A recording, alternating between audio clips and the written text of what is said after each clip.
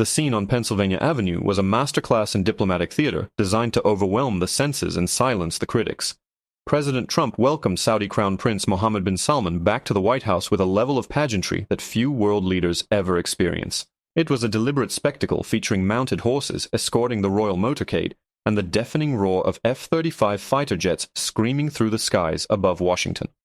Those jets representing the absolute pinnacle of American stealth technology were not just a show of force, they were a symbol of the transaction at the heart of this visit. For the first time, the United States is preparing to sell these advanced weapons to the kingdom, a move that fundamentally alters the military landscape of the Middle East. But inside the Oval Office, the air was thick with history and controversy. Sitting beside the Crown Prince, President Trump addressed the elephant in the room, the brutal murder of Jamal Khashoggi, the Washington Post columnist and American resident who was killed and dismembered inside the Saudi consulate in Istanbul in 2018. The Central Intelligence Agency had previously assessed that the Crown Prince likely approved the operation. However, President Trump made it crystal clear that he has moved on. When pressed by reporters on whether he trusts the Crown Prince, Trump dismissed the intelligence assessment with a casual wave of his hand. He told the press that while the event was unfortunate, the Crown Prince knew nothing about it. He described Khashoggi as an extremely controversial figure and summed up the tragedy with the phrase, "Things happen." This moment marked a definitive end to any pretense that human rights would dictate American foreign policy under this administration. Trump was not just being polite to a guest, he was actively shielding him from scrutiny. He praised the Crown Prince for doing an incredible job, including on human rights, a claim that flies in the face of reports from the State Department and international organizations documenting repression and unlawful killings. But for President Trump, the calculation is simple. The moral baggage of the past is outweighed by the financial promise of the future, and that promise comes with a price tag that is hard to ignore: $1 trillion. The financial headline of this visit is the staggering commitment from the Saudis to invest $1 trillion into the United States economy. This figure, which has grown significantly from previous discussions, is targeted at the most critical sectors of the future. We are talking about massive injections of capital into artificial intelligence data centers, semiconductor manufacturing, and civil nuclear energy. For a president who has built his political brand on the slogan, "America First," and the promise of economic revitalization, this is the ultimate win. It is a flood of foreign cash that promises to create jobs and supercharge the American industrial base. However, this deal is not just about economics, it is a geopolitical pivot. By approving the sale of F-35 Lightning II stealth fighters to Riyadh, the Trump administration is effectively redrawing the security architecture of the Gulf. For years, Israel held a qualitative military edge as the only operator of these jets in the region. Bringing Saudi Arabia into this exclusive club signals a unified front against Iran, and a desire to lock the kingdom into the American defense orbit for decades, preventing them from turning to China or Russia for military needs. It is a high-stakes gamble on the stability and loyalty of the Saudi monarchy. Yet beneath the surface of these state-to-state deals lies a second, more complicated narrative involving the Trump family private business interests.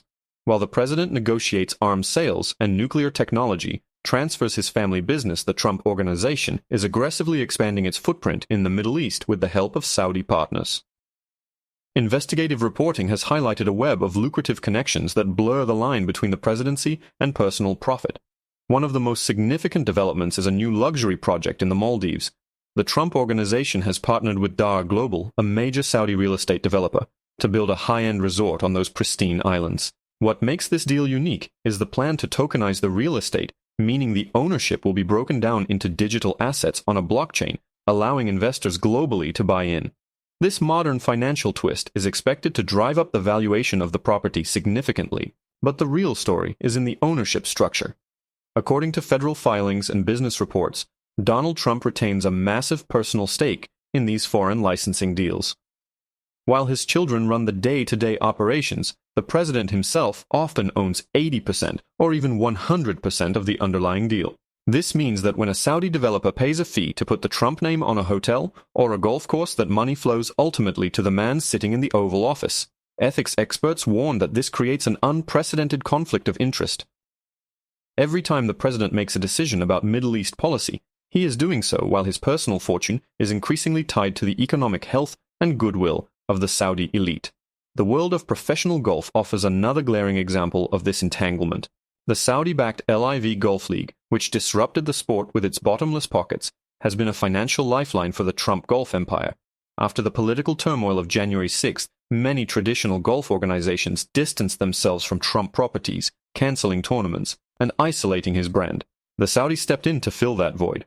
LIV Golf has brought major professional events back to Trump courses, paying millions in hosting fees and restoring a sense of prestige to his properties. The Saudi Sovereign Wealth Fund, which controls LIV Golf, has effectively rehabilitated a key part of the Trump business portfolio, creating a debt of gratitude that is impossible to quantify.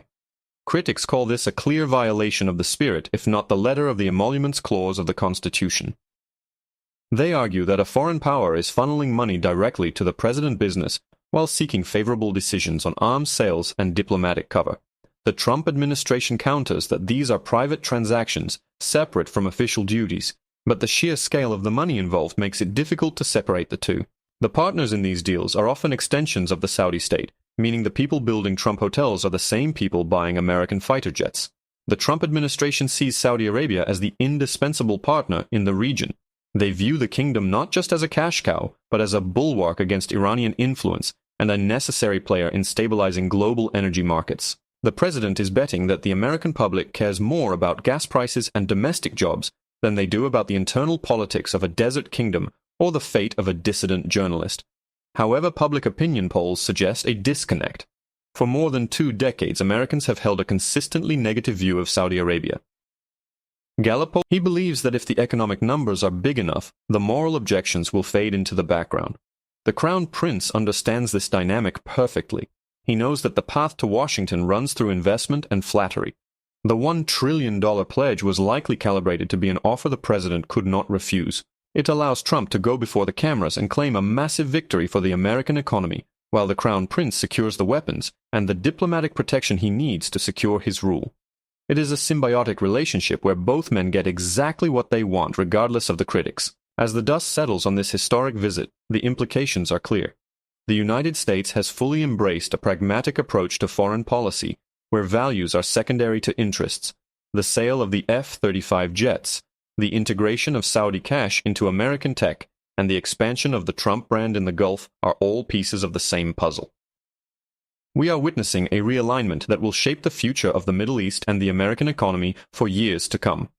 The ghost of Khashoggi may still haunt the corridors of power, but in the face of $1 trillion, it has been decided that business must go on.